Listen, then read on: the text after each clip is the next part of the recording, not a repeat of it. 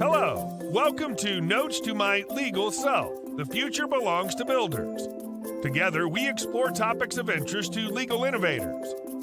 Know someone who'd make a great guest? Let us know. Self-nominations are encouraged. They're an act of courage. Want to get the most from this conversation? Ask questions, comment, like, follow, say hello. In short, engage. Lastly, have fun. Shaping the future of law requires significant effort, but finding joy in the process is essential. Let's begin. Here's your host, Olga Mack. Well, hello everyone. It's good to see you.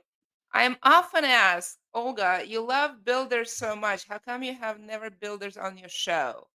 And for about a year, I've said, that's a really good question. I should do something about it. And today I decided to do something about it.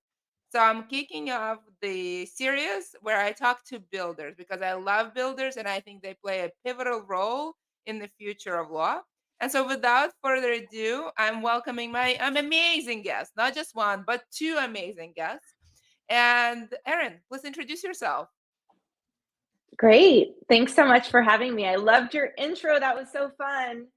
I'm Erin Levine. I am a longtime family law attorney turned founder and CEO of Hello Divorce, a justice tech platform that is on a mission to transform divorce into a kinder, much more affordable, accessible, and equitable process that sets separating spouses up to successfully reorganize their lives and thrive. I am also a founding board member of the Justice Technology Association.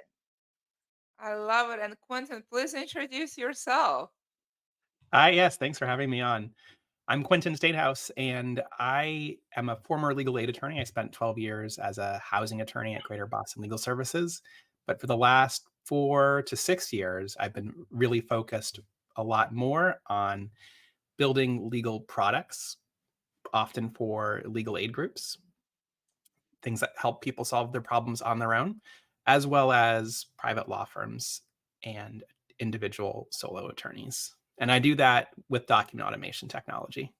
So I have a small consulting business that does that, Lemma Legal, and I'm also at Suffolk University Law School where I do that full time. I love that. And I'm just gonna ask the question that I ask all my guests is, how do you get up in the morning and decide to do what you're doing today? What was the scenic route?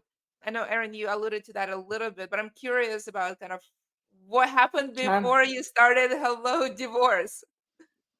yeah, so I always liked practicing law, but I really loved running a business.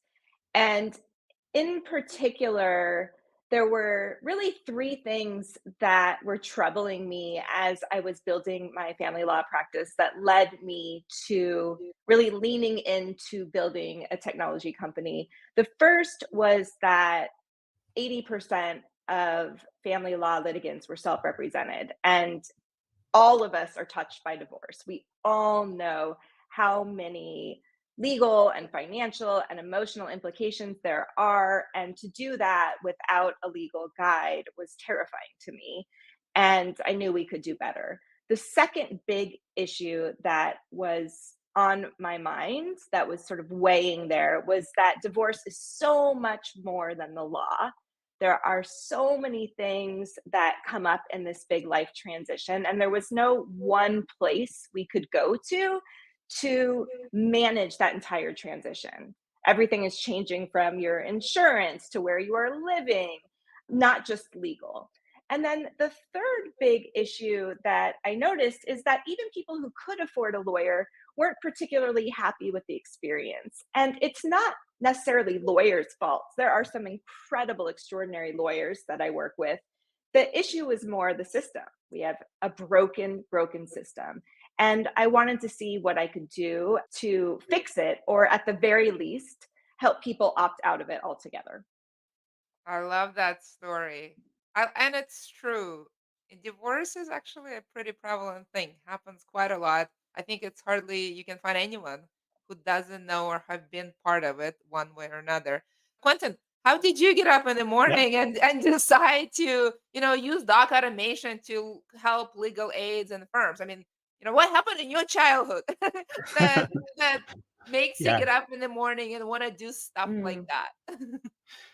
So before I went to law school, I had this background in computer science. But it was kind of hard to see how the two would fit together. It definitely was not true when I graduated law school in 2008 that people were, at least I wasn't being exposed to people thinking about how those two would work together. But 10 plus years of being a legal aid attorney, I really got to see all the folks that we weren't helping that with the traditional way of lawyering with one-on-one representation. And we had clinics where we would help people in bigger groups, but still 10, 15 people at a time.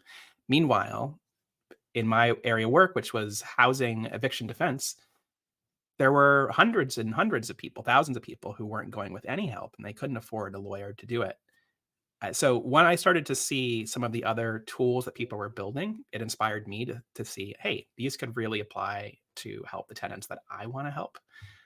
And I just gave it a try. And it worked really well. Some of the tools that I built help thousands of people a year.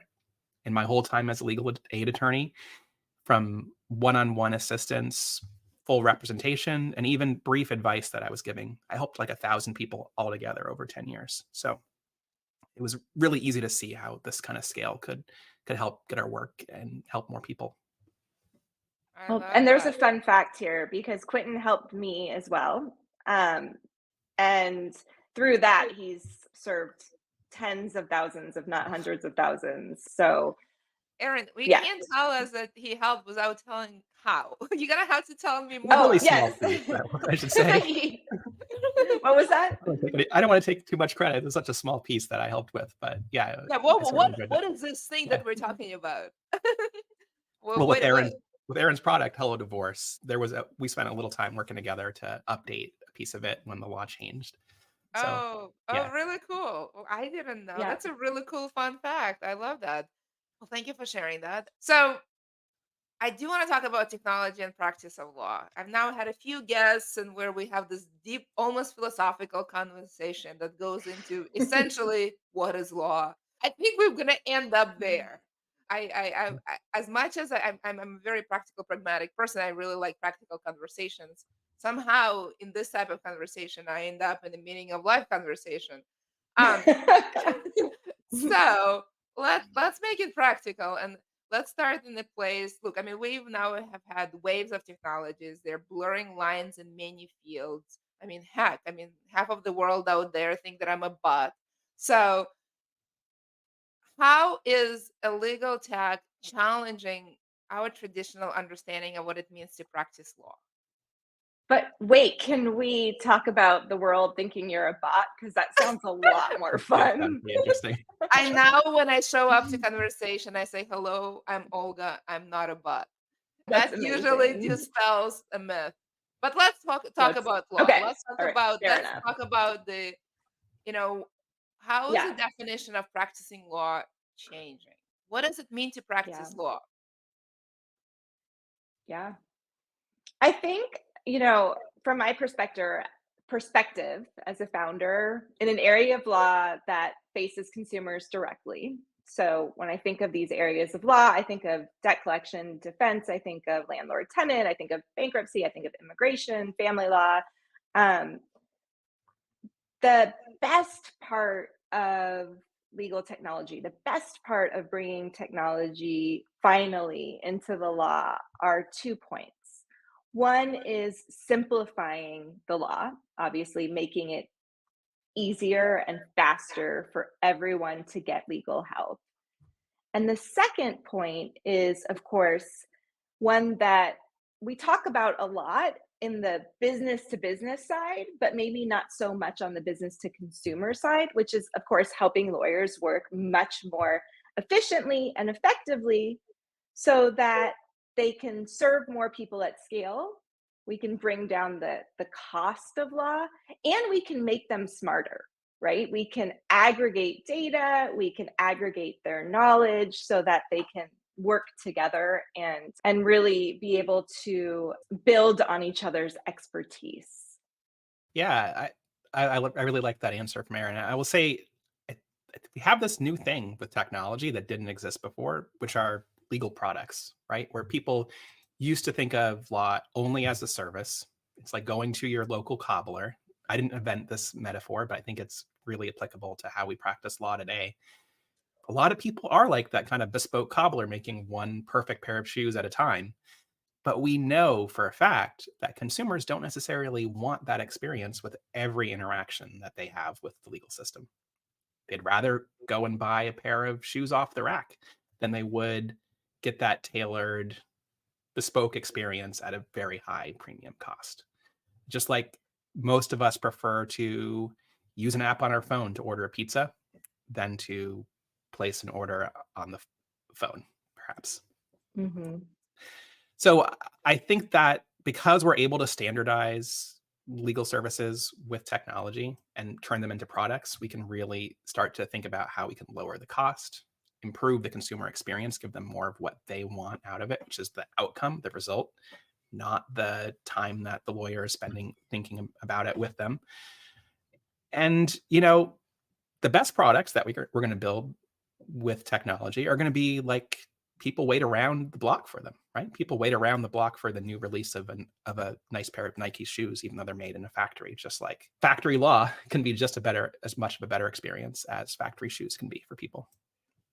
Go ahead, Can I Erin. just build off that a little bit? I think that you bring up a really important point. I think a lot of the time when we talk about this, we say that we look at these legal tech or these justice tech solutions as an affordable alternative to a lawyer.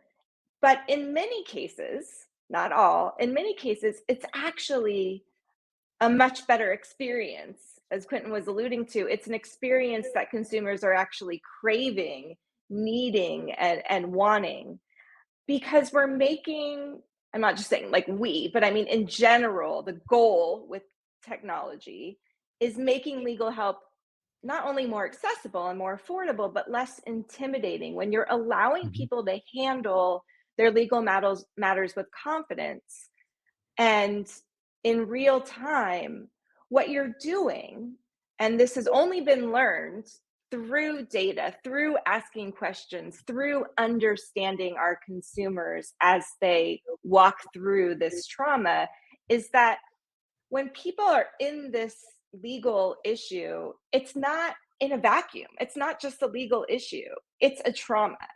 And when you're trapped in that trauma and you're in a situation and you feel powerless, there's literally nothing worse. When you don't know what to do or how to assert your rights, it creates a massive problem, not just for the person who's in crisis, but their entire support system. So technology and the law is so much more than helping somebody in that one moment access their legal rights. It's actually helping an entire community. And I think that, I mean, I have a million examples. I don't want to take up too much time, but I think that's really important for us to acknowledge as well. Yeah, no, I mean, it's true. Like, when somebody has a legal problem, they're gonna call their mom and dad and their husband and a kid and the neighbor who happens to be a lawyer. Whoops, they're wrong kind of lawyer.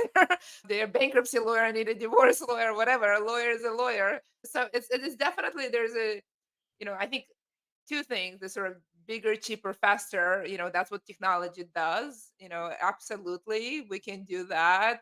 But I love that reflection on, hey, you tell a normal person to separate business from law or personal stuff and the divorce from law, like they can't do it. It's all intertwined. It's like one big adventure, obstacle, trauma, whatever it is they're on. And there's a ton of people involved. And all of them are rooting for this one person or trying to help, and they're all kind of helpless running around, and it's not really helping. And by the way, we're talking about basically most of the people in our country, in the world, who have this challenge. Um, those are really phenomenal observations. Um, I want to go back to the cobbler. I don't usually think of myself as a cobbler, Quinten. I think of myself more as an artist, if that makes you. Sure. Yeah. But I think we're in the same wavelengths. I just like Yeah. beautiful things. I mean, cobbler has a very important function, but I need like a a piece of beauty in my life to really get up in the morning. So, but independent of how you think of yourself as a lawyer, what's really happening with introduction of technology and all the things they're adding into our lives is that what we call practice of law changes.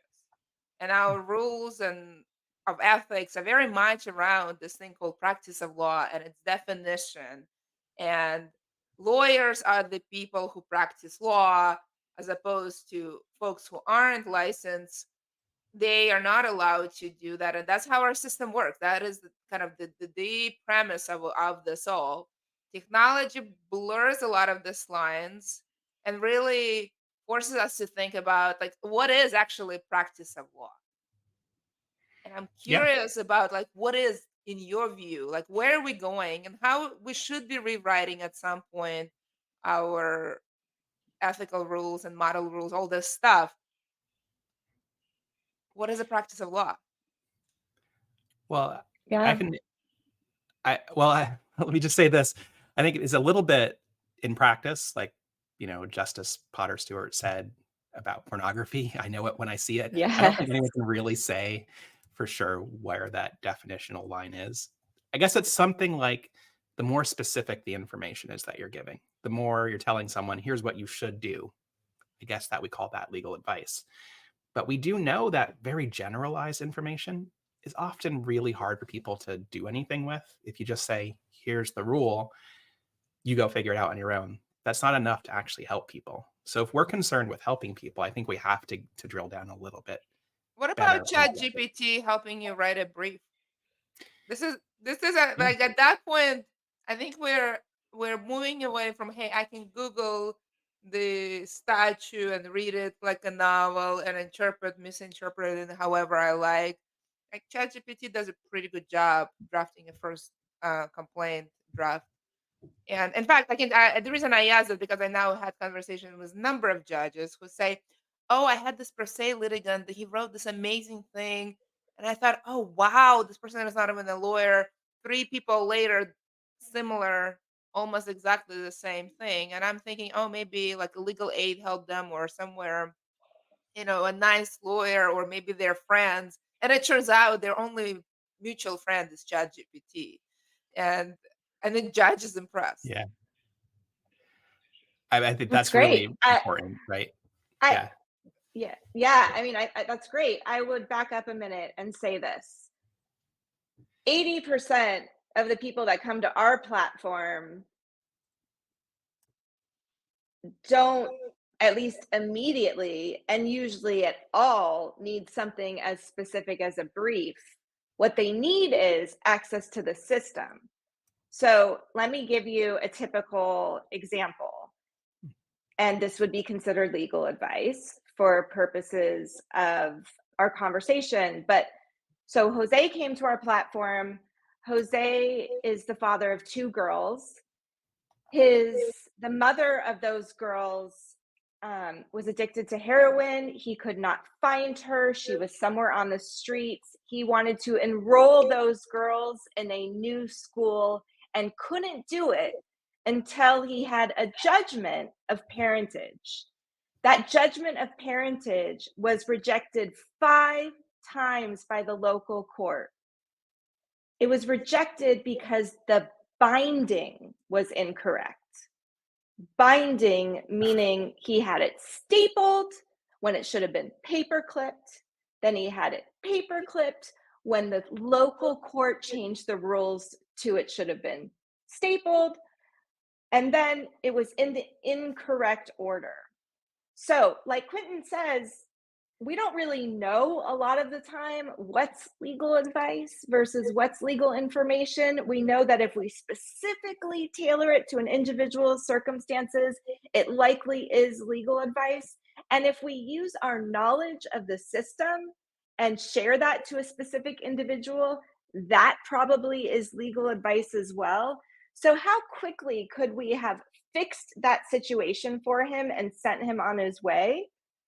But you can't really do that, right? Under the legal advice. Like that's just simply a system issue that we that instead we have to figure out alternate ways to be able to help them, because under the law, it appears that it's something that a lawyer or somebody working for a lawyer needs to share with him how to do. Quinten, you had So something on your mind too, so I'll let you Yeah. chime in. Don't pretend like you have no thoughts, because I think you have lots of thoughts. Well, I think one really important thing to point out, right, is the genie's out of the bottle with ChatGPT, as you were saying, Olga. That the alternative that we have to come up with as a legal profession is, how do we regulate tools like Erin's that are built and managed and maintained and overseen by lawyers who can test and vet everything, and let them explore and innovate without over regulating, such that people turn to ChatGPT and it's sometimes more dangerous and unstructured help it can give people. So I think that's really important. yeah, I'm curious. Do you think we I should? guess my point I want is, to challenge you so on this. Hold on, Erin. I want to yeah, challenge a little.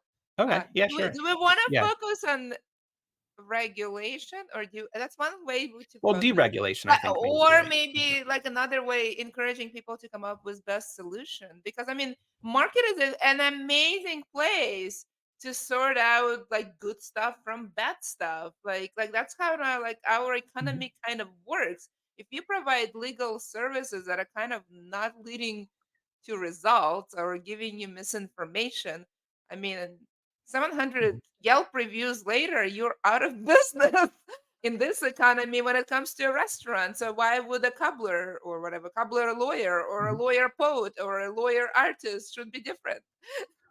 I don't think we can totally ignore the harms of people who hold themselves out as lawyers and then end up getting people into bad results. So when I was in legal aid during the foreclosure crisis, we were really focused on this, what was called at the time, I think it's still happening, notario fraud, where people would prey particularly on immigrants and say, hey, I'm a notario, which in the United States, notary public, and in Latin America was something more like a lawyer, someone who could, and people ended up in really bad situations because of the people taking advantage of them with fraud, essentially, right?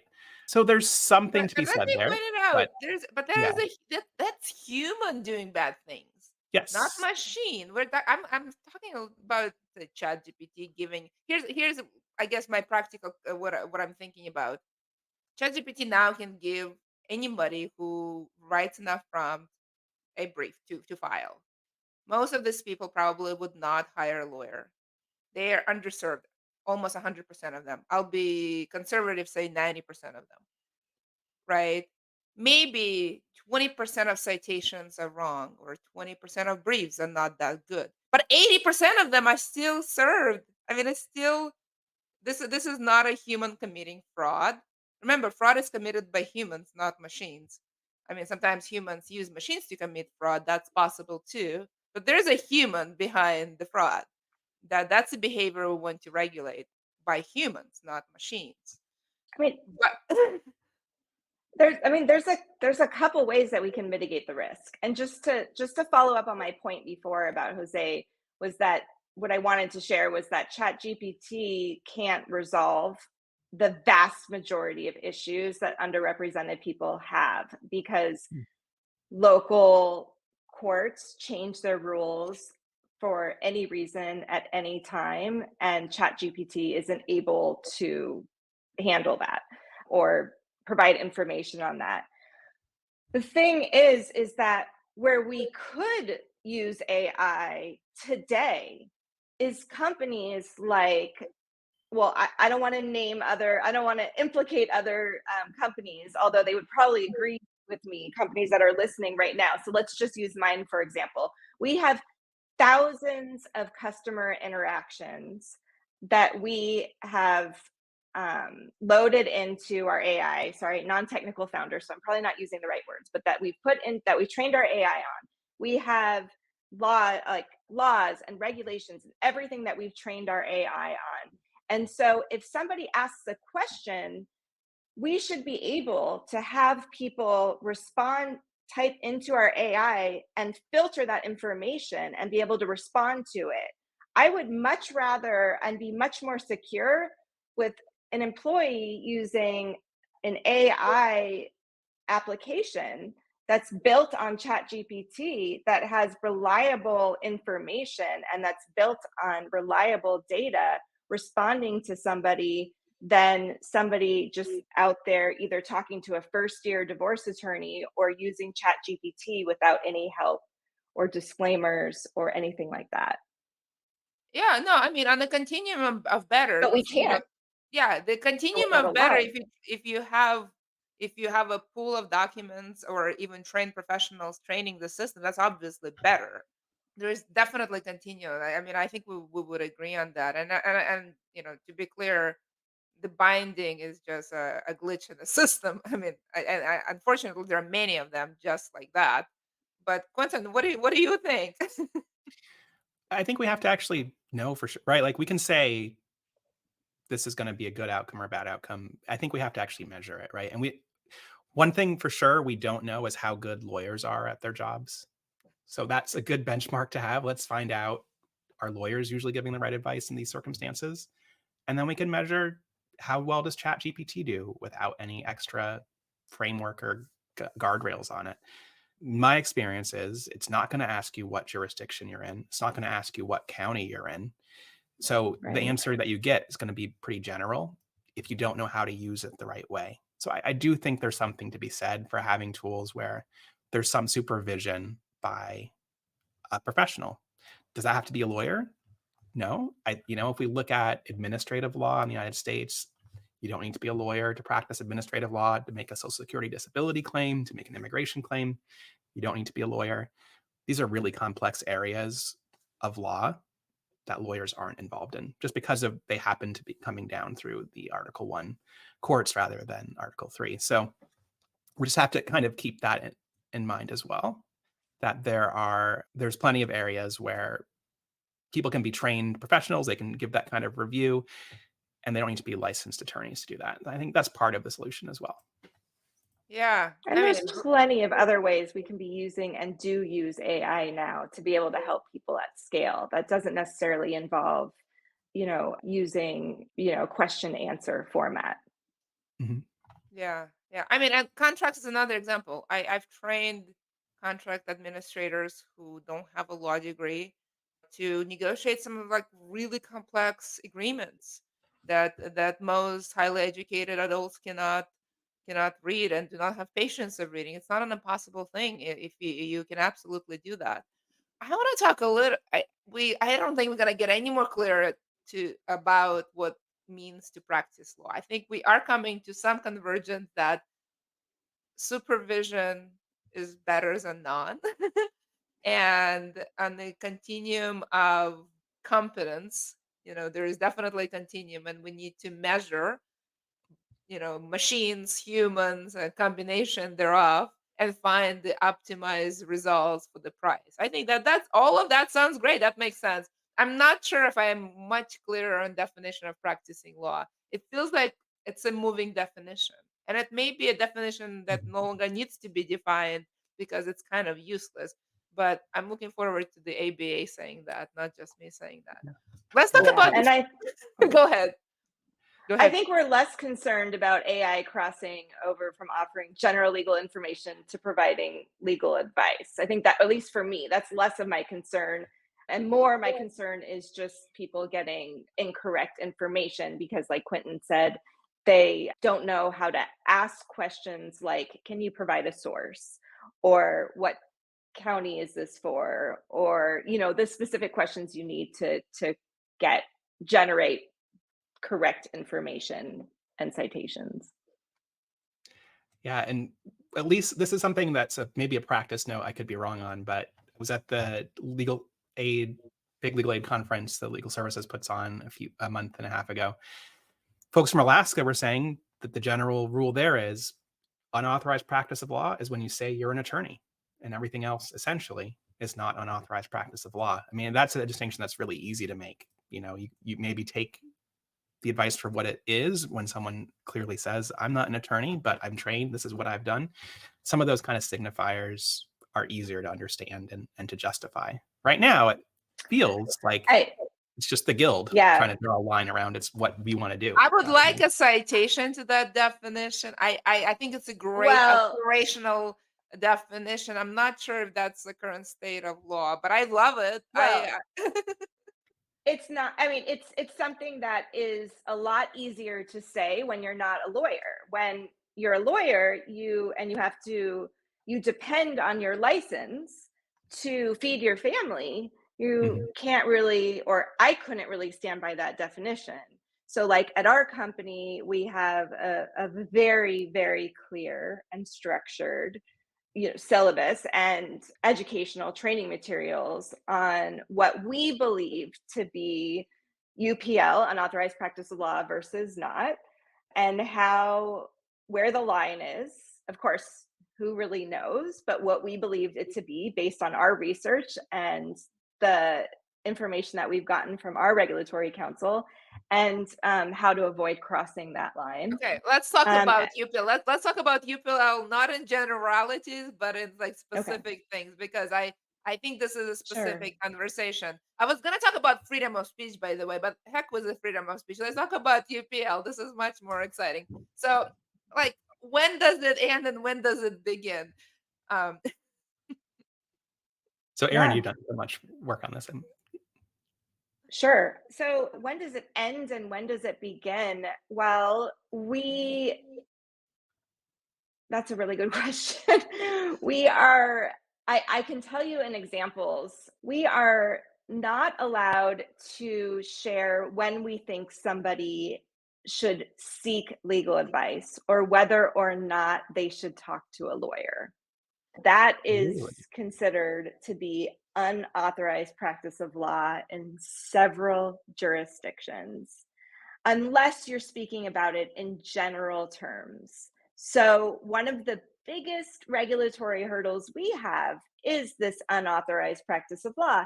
How do we help people, empower them to resolve their legal issues on their own, but understand when it is really important that they gain access to a lawyer for a specific issue? And the way that we do it, well, I don't know if you, Olga, if you want me to sort of step into that, or Yeah, go ahead. I want it yeah, specific. I mean, understanding that there are complexities of 50 jurisdictions plus, a few more territories and stuff like that.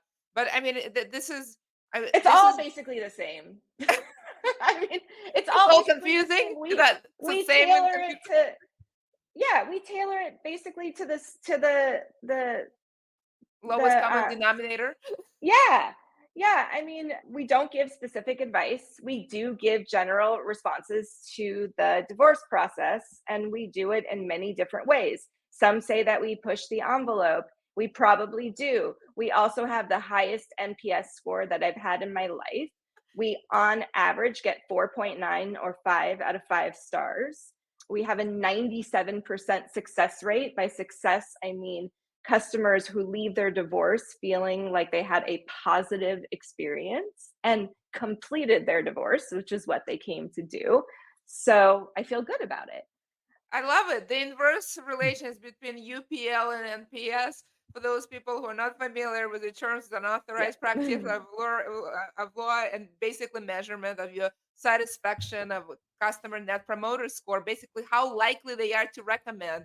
And basically, the more confusing you are, the less likely they're going to be recommending you. And if you're dancing and prancing, like trying to like tell them what to do but not tell them what to do, they're going to be really confused and they won't recommend you. But if you're actually clear, go get legal advice, which is like super helpful thing to know, then they say, hey, just talk to somebody who's super helpful, they told me to go get it and this is where I should go. And that's why it's a high net promoter score. So I love that answer. I love that inverse relationship between UPL and NPS. I think I'm not into tattoos, but if I were, I would probably memorialize this I love it. somewhere. sounds like a good Oh graph. my God, that's amazing.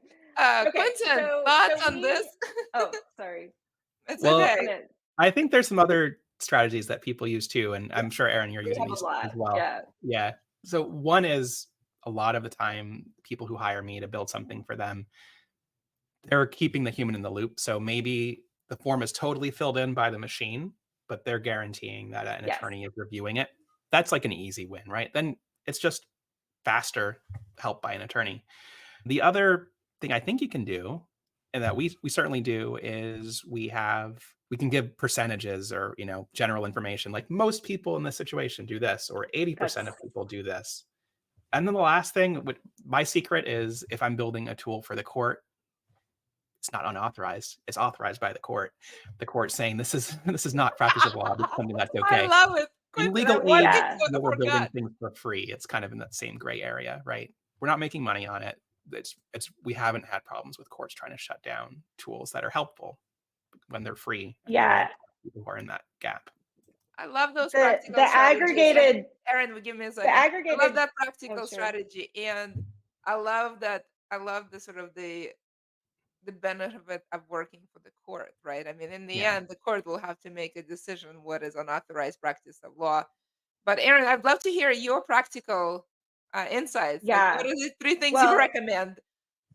the aggregated data is a big one. Our customers love to hear in 95% of scenarios like yours, here's what customers have done. Or in 80% of the time, when customers have similar circumstances, they've chosen to speak with a lawyer or they've chosen to speak with a financial advisor. Being able to aggregate that data, especially as more and more customers use our platform, has been a lifesaver for many of our customers and have allowed us to sort of skirt the UPL laws and provide valuable help. We also do guided So, Erin, can I pathways, ask you for a checklist. second? I want to stop you Mhm. on this using data to give answer, and you're positioning that this is not crossing the UPL line. Like, what? Actually, can you elaborate? Is that because that's not how normally lawyers speak? There is this myth about lawyers not being good at math, and therefore, if I use math, I'm therefore not giving legal advice, so we're all good. Is that kind of what you're saying? I'm not giving them advice on what to do. We're simply saying that Or what unauthorized practice other of law? people have done in similar situations. So we're not saying this is what you should do or this is what the law says.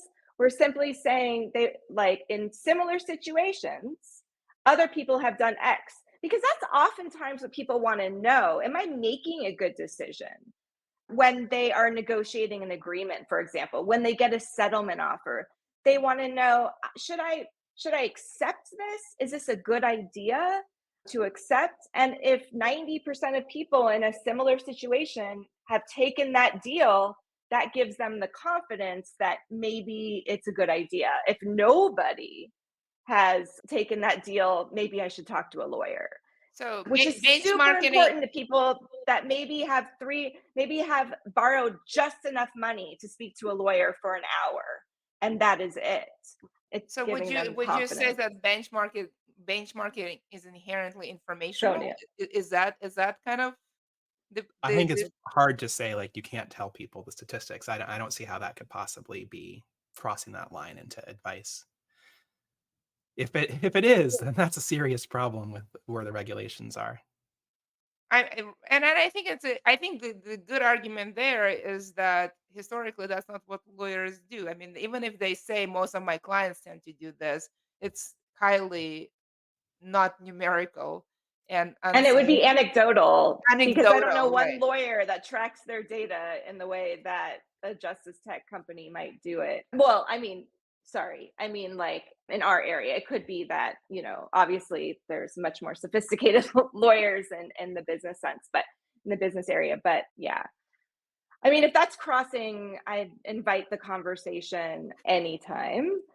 But the goal here is to give people the tools to make positive decisions. The goal is not to, I got you, you gotcha, like I got you, let's find a way to figure out how you're violating the rules. The goal here is to figure out how we can help people in the best possible way because over 90% of them aren't getting their needs met. And this seems to be working quite well.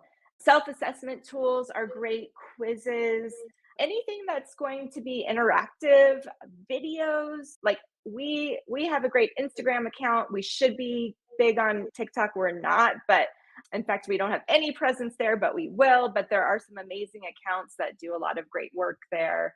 education is key. I love it. I mean, there's clearly a market for Erin to give away secrets. As we see from the chat in the audience, a lot of please, Erin, share your secrets to jokes about statistics. I think you just hit a nerve there. I'm happy to share. Sonia knows that. Quinten, what do you think? Any other hot tips other than I love your tip, go work for the court because court will ultimately Yeah. decide if you cross the UPL line. And Erin's tip on using numbers which are inherently informational are genius too. Anything else? One other tip I could say, like sometimes we're keeping this in mind when we build our tools too, is to make sure that the person has a chance to change the answer that you maybe are putting in as a default. So like to the extent you're pre-filling things, but they can review and change things, that certainly helps. Because then again, you're tailoring it, but they have the chance to say, well, actually, that's not quite right. It's this instead. I think that's helping a little bit with that line as well. I love that. I do want to talk. We actually coming to the end, and we are running out of time. Every time I have this conversation, folks bring up the freedom of speech argument, and there's an increasing number of cases that now sort of favor sharing of information and helping fill out the forms and stuff like that. I don't know if you think about that part of it and in training your staff or building. What are your thoughts on this? In 2 minutes or less. No pressure. We're gonna talk about freedom of speech in a few minutes under 10. Quinten? Sure. Okay. Well, I'll say I think Mark Lauritsen makes this argument really well. He's written some papers about this idea, and I think it's easy. So another one is NOLO. Published those form books in the 90s, and I think maybe still today. They famously got regulated by Texas and said, nope, that's UPL. But then the legislature swept in and said, no, actually, we don't want that to be excluded. That's excluded explicitly from the practice of law. So that's pretty easy. Like if it's written down in a book, that's free. What happens when you automate it? It becomes more like a person. I understand the difference, but if it's literally the same thing you could get from a flow chart, I think there's a really good argument it's free speech as well. Yeah. Erin? Yeah, I mean, tools that fill out forms, if they ask users questions and fill in legal forms based on responses, that's definitely still seen as providing information, especially if they directly input user provided data without interpretation. I think where we sort of kind of struggle is when we start to interpret answers and make recommendations or make judgments. And that's where we're still having the conversation. Yeah. Well, I love that we had this conversation. The bad news, we're coming to the end. Another bad news, we got through only about a third of the questions I wanted to ask. Yeah. But I guess the good news is I will remind everyone how this conversation started. Because I increasingly work with a lot of startups that help consumers, the UPL question come up. I, in my wisdom, decided to write an article on Above the Law, and Quinten very politely criticized that I'm conservative. I am almost never called conservative, but I was called out on the internet that I was with respect to UPL issue. And I said, well, great, let's have a conversation. And this is what infused. I think we need to have part 2 because we have a lot more to discuss. But today we're coming to the end. So other than I want to get an agreement from you on air that we will continue this conversation. And I would like an audible yes. I'd be happy to. Yeah. Yes. Sure. Yes. Okay, great. Now that I twisted your arm on air, we covered a lot of things. We mentioned we talked about all kinds of things and a lot of practical things, somewhat more philosophical things. If you want to, and there's a very active chat going on, clearly an important conversation. If you were to give folks one thing to remember, one thing to do, what would it be? Erin? I just want to offer because there's a lot of people here that are founders, I've noticed by looking in the chat. So if you are sort of grappling every day with that, what is legal information versus legal advice, happy to compare notes and happy to share with you some of our own training materials in-house. Just shoot me an email and I can share with you what we offer our team, and we can go from there. This is so generous, Yeah. Erin. Thank you. Thank you so much. I really love when folks share, and I really appreciate that offer. I'm sure other people do as well, but I appreciate it on behalf of everyone. Quinten, how Thank about you. you? Well, I will say that most people are not as lucky to have this problem of scale as Erin does. So if you're trying to dip your toes into this, it's so safe to do that kind of lawyer reviewed service to start. And that's where you can Yes. grow and start to experiment. So that's a safe thing anyone can do right away. I'd also point people to, I should have mentioned this earlier, there's some good guidance that's starting to come out on these form filling tools. The New York State Bar Association has some really specific recommendations, things like having a disclaimer that says the site is not a lawyer, and then some of the tips that we shared to help protect you when you build form filling tools that you want to sell legal products with. I love this. This was such an enlightening and lively conversation. I tend to have one guest usually because, frankly, you both could have filled up an hour and it would have been amazing. But I love the energy of the both of you being here and sharing. I think it really added and created a lively conversation. So thank you so much for joining. I will never forget that inverse relationship between UPL and NPS. I will consider what to do with it I others and love it. getting a tattoo. I think it's totally cool. And Or Quinten, at least a t-shirt. Yeah, at a least a t-shirt. t-shirt. I'd buy that Well, t-shirt. thank you for channeling this. I really like, because I was struggling, totally struggling where to put that t-shirt. It sounds like an amazing place. Quinten, thank you so much for sharing your tips. I really appreciate it, and your dedication for helping legal aids. And thank you everyone for joining and having a good time. I'll see you next time. Bye. Right. Thank you, Thank you, everybody. everyone. Thank you for stopping by. We hope you've enjoyed this episode of Notes to My Legal Self. The future belongs to builders. Know someone who'd make a great guest? Let us know. Self-nominations are encouraged. They're an act of courage. Keep in mind, the future of law is all lit up. Let's roll up our sleeves, innovate, build, and change the world of law together. See you soon.